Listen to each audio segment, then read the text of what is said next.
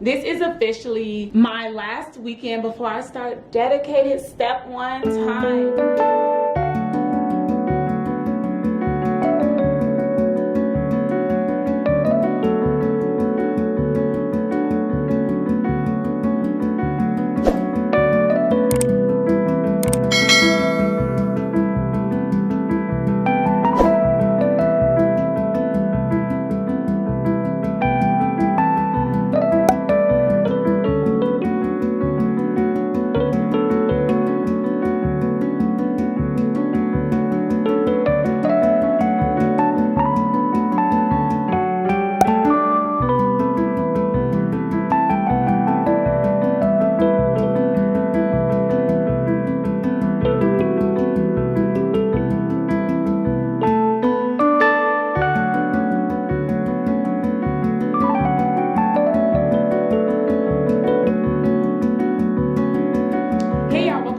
To Medicine with Vix. That's me, and I'm a second-year medical student, almost third-year medical student at the University of Illinois College of Medicine. I come to you weekly with videos about my pre-med-term med school life and everything in between, y'all.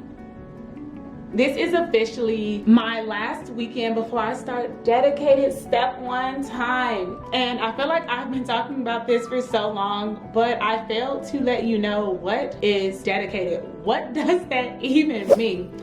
Fear, no more, because I'm gonna jump right into it right now. So dedicated at my school is when, well, at most medical schools, period, is when you have a designated time solely to study for step 1. Most institutions in the United States give you some period of time, whether that's 2 weeks, that is too little for me, up to my school, we have 8 weeks to study for step 1. So the month of January, I was in pre-dedicated because I finished all of my coursework in December when I finished block 7, which was endocrine and reproduction. And so when we came back in January after winter break, we had core cases, our OSCE, docs classes teaching us or like going over further how to write an assessment and plan for a case write-up. And you know, basically they gave us a lot of busy work during the month of January to kind of get our brain to thinking juices flowing, but I would have preferred to have just been at home and studying.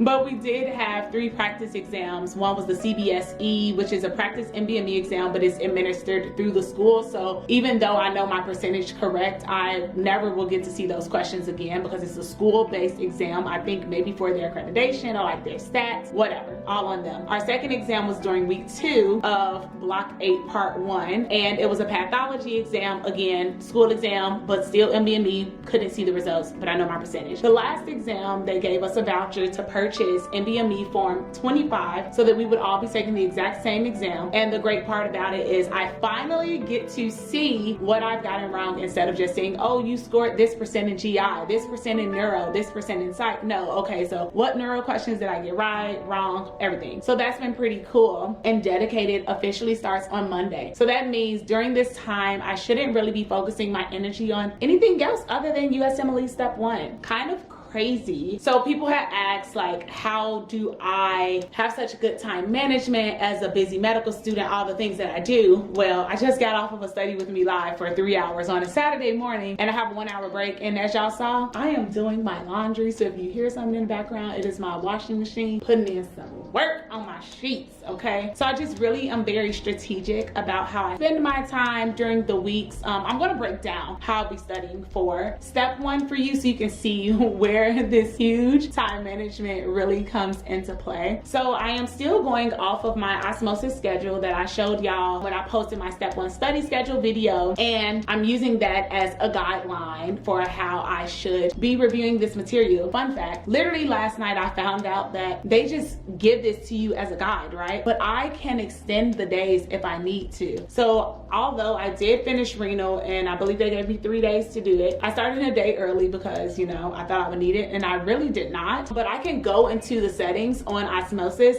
and click to extend. Okay, you're saying 3 days for renal, but I think I need 5 days. I can extend that. I can push out my test, which I originally had to do because I initially was gonna sit for step 1 on March 10th. But after that first CBSE, I was like, yeah, your girl is not ready. So I'm sitting for it on March 24th. And if I'm still not going to be ready, well, I will defer my first rotation, which is internal medicine, but fingers, eyes, and toes crossed that that is not the case, and that I'll be able to be done with all of this with a passing score by March 24th, which is a Friday. And I believe my exam is at 8:30 a.m. So yeah, I've been keeping that in mind. So I am 7 days and 6, I cannot count, y'all. I am 7 weeks and 6 days out from my exam. I have been studying like crazy, gone through successfully the respiratory system, renal. I plan to do heme, onc, and GI next week. And then I'll just look at the schedules to see what they have me doing next. But I think they technically have me going through cardio next, but I'm going to move that around and probably do it after GI, because although it isn't as high yield, I know that it is still very important. But my days, they typically start at 8 a.m. for me to start my studying, which means I give myself about an hour to get ready in the morning. So that's a 7 a.m. rising time. I study from 8 to 12 noon, and then I take a 2-hour break. And during this 2 hours, I eat lunch. I either watch a movie, watch a TV show, or most times I take at least a 45-minute nap, because something has been going off with my sleep schedule where I say like every day, I'm so tired,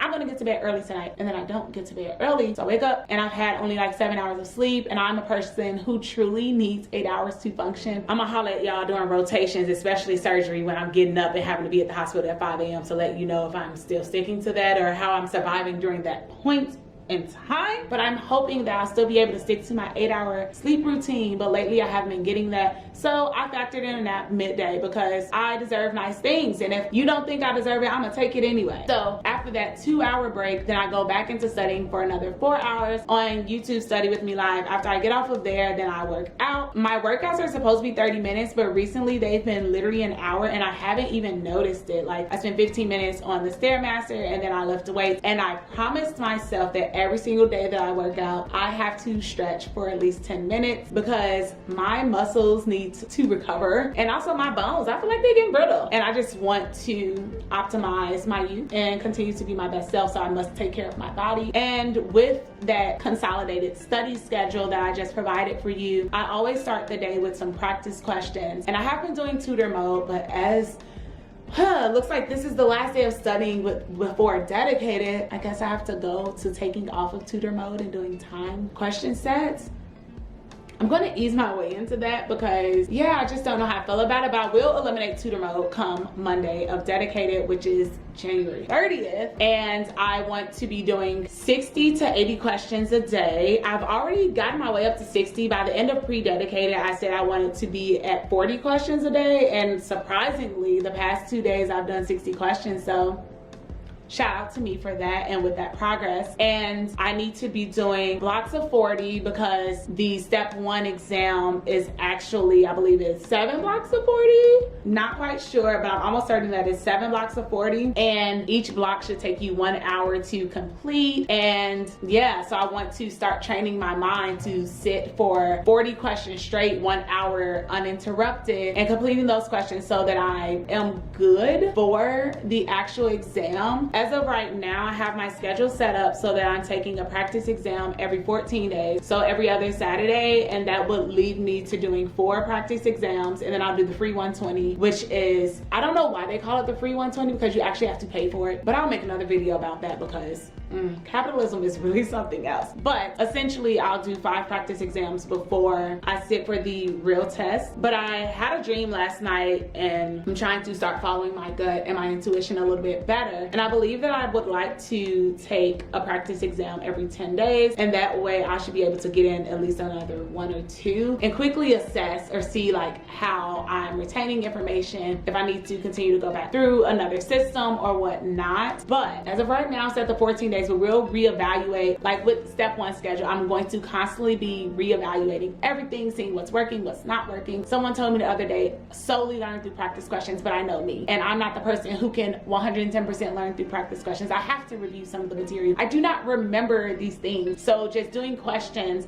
that's so many questions where I'm just clueless, and I'm going through it and I'm just like, okay, well, I'm gonna guess on this, I'm gonna guess on that, and that's not really what I want to do. I want to say that like I spent this time watching a pathoma video on 1.5 times speed, or watching an osmosis video on 2 times speed, and I've taken notes in my first aid or my pathoma book and said like, okay, I'm ready for acute kidney injury questions. I'm ready to tell you that acute tubular necrosis has the ischemic and the nephrotoxic, toxogenic, whatever stages. Like, I'm ready to break down the different parts, or like not even just buzzwords, because they're not going to use muddy brown cast because they know that is a buzzword, but I'm ready to tell you that there's going to be eosinophilia and acute interstitial necrosis, AIN. So I just want to set myself up in the best way possible to excel on this exam, and so I've been trying to stay in a really good headspace and being positive about everything with this exam, because I don't want to go back to where I was for the MCAT in 2020. It was a pandemic, and you know, so many of us had a hard time, but I was living in the suburbs by myself. Ooh, getting emotional. I was living in the suburbs by myself, and it was about an hour and a half away from home. I wasn't seeing anyone, you know, no one knew what COVID was. I was rarely going outside, and if I was, it was like taking walks around campus, because I was at Rosalind Franklin, and I was depressed. I was thoroughly depressed. I think I had gotten a new therapist. We were figuring out our way through that together, and I just don't want to see myself get to that place again. And about like 2 weeks ago, I was really sad about my progress on UWorld. Of all things, so I'd improved on my pathology exam, but I did poorly on a UWorld question set. I think I got like a 27%, and I went to Twitter and was kind of like venting about it, and so many people responded. I got some great feedback, and it was just kind of encouraging to know that I don't have to do this alone, and I control my own narrative. If I want to be happy, I choose happiness. If I want to be sad and I want to be depressed, like, I can fall into depression and get stuck there, but I'm not choosing that for me. So throughout this entire step 1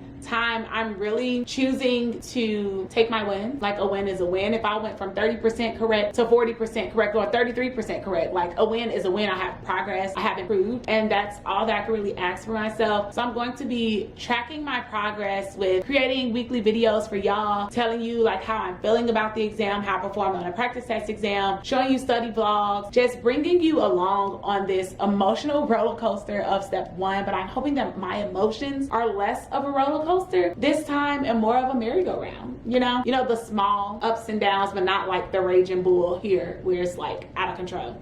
Don't want that. Yeah, I'll keep y'all posted, but wish me well, wish me luck for my dedicated study time for step 1. I was supposed to have finished my research manuscript by now, so I think that might be the one rule that I break, and actually try to do some research work on Sundays, because I'm only studying Monday through Saturday, 8 hours every day, and on Sundays it is my rest day. By 6 p.m. every day, I'm trying to be done studying, give myself that break, give myself that reprieve, the time to enjoy and relax, and I need to find something to do every single day that's going to make me happy. Because if I can find the time to study every single day, I can find the time for joy, I can find the time for peace, for liberation, for all of those things. And I have joined a new book club. We have our first in-person meeting today, and then my virtual book club meets tomorrow. So I have been reading a lot, read 2 books this month, and I'm just ready to continue to pour into me, fill my cup up as I fill this academic cup of my brain full with knowledge.